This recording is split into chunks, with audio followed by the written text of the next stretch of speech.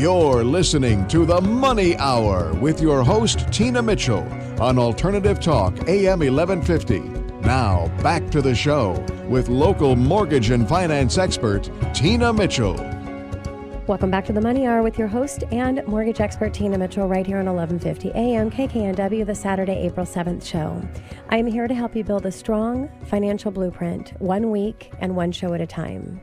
If you're hearing my show at a different time or day, you are listening to a rebroadcast, but to talk to the guests that I have in studio, ask any questions, get connected with them, you can call the show at 1-855-400-1150. Again, that's 1-855-400-1150 or online at themoneyhour.com. In studio right now, Marianne, Leif, and Leif Steffny with RE/MAX on the Lake Northwest. If you can't afford to buy in the market, is it worth buying in a market?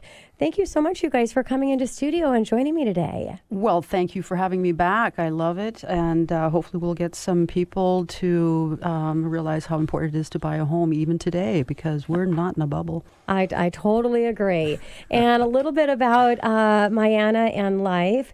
Marianne is a Realtor with the Robert Ott Group of RE/MAX on the Lake Northwest in Issaquah.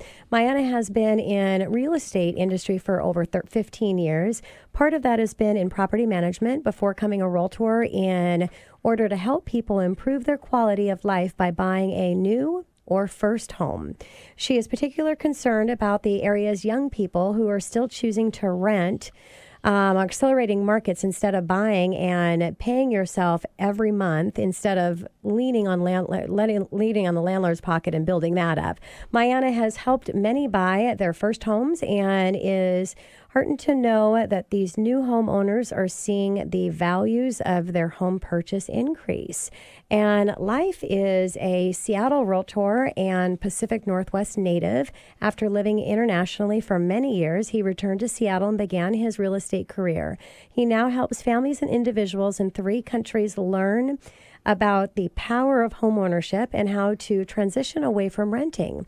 In his free time, Leif enjoys spending time in and outdoors with his family, friends, and 2 dogs. So again, very excited. And today's kind of a spin is all about the lack of inventory. You really can't get enough information in what's happening. It's just discouraging. And like you said, Maya, before we started here, that we really aren't in a boom. Both of my guests, Patrick and Mike, said that before as well, that there's just too much activity going on and the lack of inventory. So if you can't afford to buy in the market, is it worth buying in a market?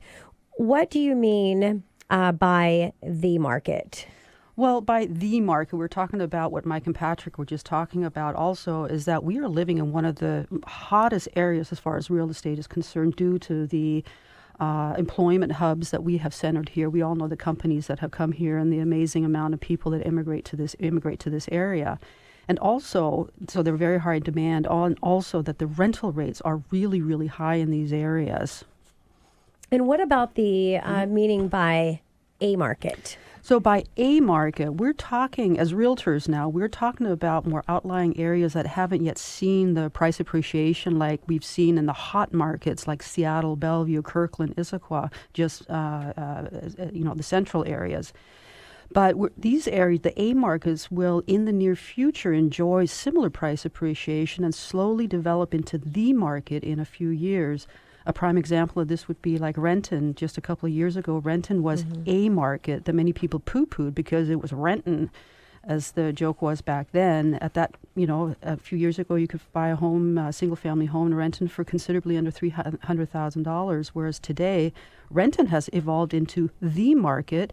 And you'd be hard-pressed to find a home under $400,000. In fact, most homes currently sell in Renton the $450,000 to $500,000 range. That's a big jump. Yeah, definitely.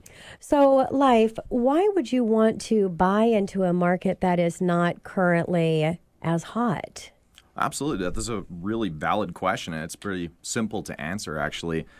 If we get right down to it, if you simply can't afford to buy in the market, the question is just, does it make sense to then buy into a market? And, if you can't afford the market, then that's the only option. Mm-hmm. Just go ahead and buy into a market where the appreciation just simply hasn't hit yet. And then at least you've got the foot in the door. You'll be in a home. And then as those areas start saturating with all the other homes selling out, then that will turn into the market. So there you go. You're back in the market, and you got Yes. there ahead of time. Kind of like the example with the rented market that That's Marianne was talking about. exactly it, and that's happening in many other communities now Yeah, too. and when we're talking with our renters that are listening that are missing out, and I know Marianne, per your bio as well, as I know that both of you are passionate with helping renters. Even regardless of what the appreciation is going to do, I always say that's just an added benefit. Just that's an added bonus to being a homeowner. But when you've got a roof over your head that you actually own, because it's no other investment where you don't have an option, you're going to have to pay for it somehow. And so, yeah, very, very important. Marianne, people renting are often worried that their monthly expenses will be more than if they decide to buy a home. What are your thoughts on that? That's the interesting thing. I talk to many people who rent, and they think, well, we're just going to rent because then I can just call the landlord if something breaks and I'm not ready to buy. But the real issue is we see people who have been renting in the market for the higher rental rates. They then finally see the light and they buy a home in a market, and they reduce their monthly payments considerably because they're not paying as much mortgage as they were actually paying in rent. And keep in mind, we're not talking about just reducing their monthly payments, but also they are now participating in passive income through price appreciation of their new home, and they're now building equity instead of paying a landlord's mortgage. Yeah, so important. Leif, there are still people out there that are afraid to buy because they don't believe that the real estate market will continue to go up. What is your answer when you hear, especially when you hear a renter say that? Because usually that's where the concern is coming in the first time into the market. Exactly, and that's a fantastic question because a lot of people are worried, what if markets don't continue going up the way they did? What if things kind of lull out, or there's the whole bubble question, which obviously we're not in now. But let's just assume the best answer to that question is let's assume the worst case scenario that you buy, let's just say a $300,000 house, and the market over the course of a 30-year mortgage does not go up one single bit, which, by the way, has never happened in our history. All right? Yes. So let's just say 30 years from now, the market has not gone up, but you've been making your payment every month. And in 30 years, you own your house outright, $300 or $300,000 in equity, fully owned by you. So now if you go ahead and want to move on and sell that house or just do whatever, you're going to sell the home and get $300,000 in cash right then and there. Yes. Now, scenario B, say we had been afraid to buy and just ended up renting for 30 years. Now, I'm not going to tally up how much you would have spent in those 30 years on rent, but here's the deal. When you then move on after renting for 30 years, you'll be lucky if you get your $500 security deposit back. Exactly. And when you look at it that way, I mean, it makes absolutely no sense not to get into the market. And then, to extend what you're saying, as well as at that $300,000 when you're done with that 30-year, you don't have a payment. Whereas there's no payment end in sight as a renter. Absolutely. So, and the idea to be able to keep up with the payment, whereas your mortgage payment is fixed outside of taxes and insurance, but taxes go down if the market goes down, so it gets better. They go up with the appreciation, but you've got a fixed mortgage. Yeah, the last 10 years of your mortgage payment, it's going to feel like a breeze. Yes. When people, rent in 20 years is going to be a lot higher than it is now. Exactly. Versus your mortgage, like you just said, Tina, it'll be fixed. Besides the taxes and insurance. Yeah. And it'll feel like peanuts in the end. Yep, definitely. So, Marianne, what are some of the benefits to buying in a market? Well, besides the numerous advantages of ownerships that we were already talking about, like being able to live the way you want to live, remodel the house the way you want to remodel, and fix up the yard the way you want to enjoy your yard, there are some really huge benefits, the largest of which is the tax-free benefits you can take advantage of when you own and sell your home. And so let's stay on that, Marianne, about the tax benefits, because obviously with the 2018 reform, there were some changes. And so, but not to the extent as that we were, could have been. So can you talk on that? Right. The tax benefits, they really don't, mortgage interest tax exemptions, they don't affect shall we say, the normal pool of buyers. That's more for the higher end homes. So I don't want people to be afraid of that. We still have tax advantages from owning a home. But the biggest advantage really is that owning a home in the United States is probably one of the easiest way to earn some serious tax-free money. A homeowner can enjoy capital gains exemptions of up to $500,000 per married couple or $250,000 per single person. In other words, if you bought a house or condo for $300,000 this year and sold it for, say, $550,000 a few years down the road, you don't have to pay taxes on that $250,000 capital gain. That is absolutely free money in your pocket.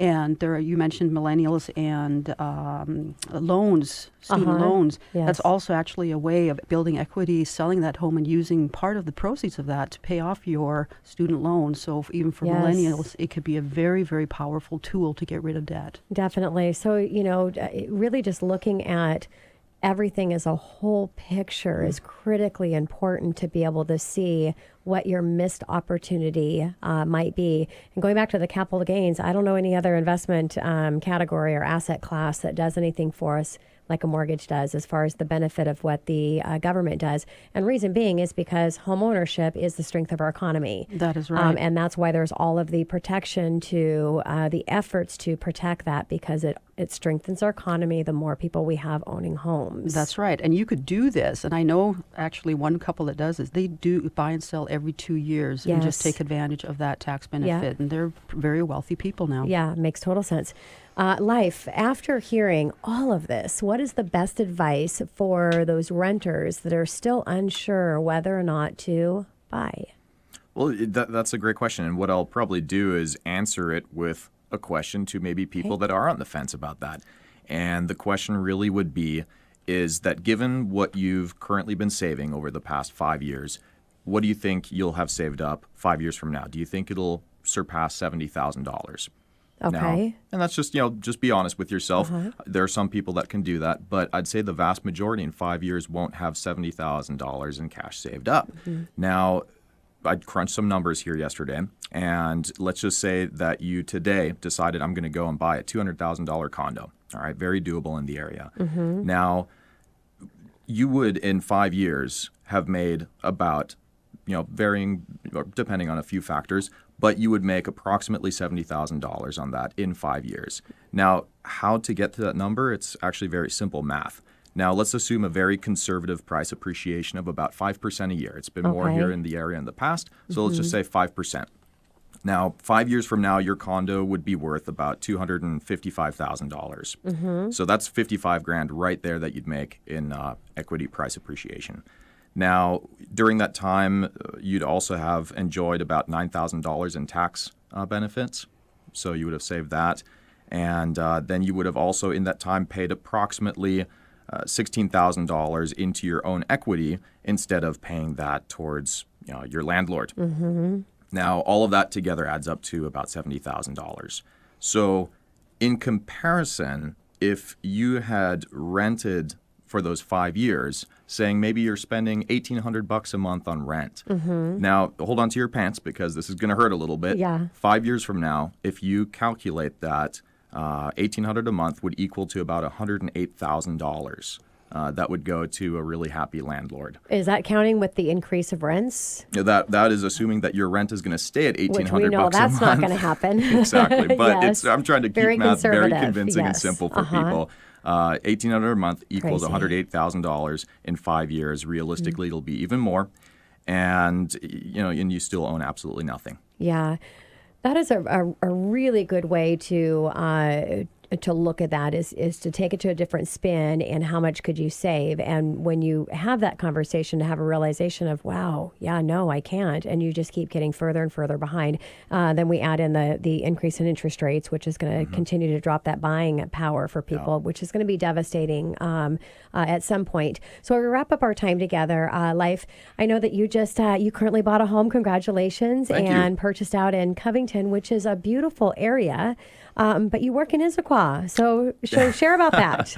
No, that's fantastic. Thanks, first of all. And I was renting in Issaquah, and my office is located there. And there was no way I was going to be able to afford a single family home in Issaquah. So, that's just summarizes really this whole topic is I realized I can't buy in Issaquah, so I decided to buy in a market, and I decided I was going to go with Covington. Yes, it added some time to the commute, but you know what? You can live with it. And given the math that we went over, it only made sense.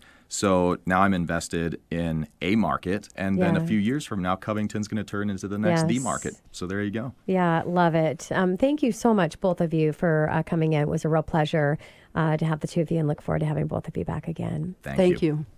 Coming up next on the Money Hour, remodeling in Seattle's hot real estate market. Danny Connor with CRD Design Build, right here on 1150 AM KKNW after this short break.